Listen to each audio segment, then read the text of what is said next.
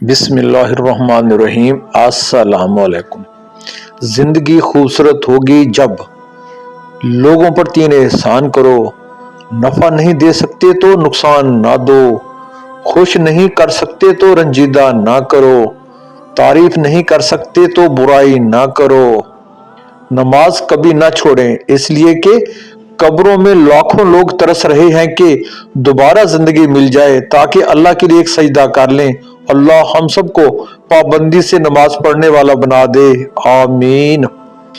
मेरा अल्लाह फरमाता है, वला सौफा योती का रब्बों का फतर दो, और अन करीब तुम्हें हम इतना नवाजेंगे कि तुम खुश हो जाओगे। सुबहान अल्लाह। Please subscribe my YouTube channel Rana Waheed ji. दुआओं की दरख्वास्त है, जज़ाकल्लाह।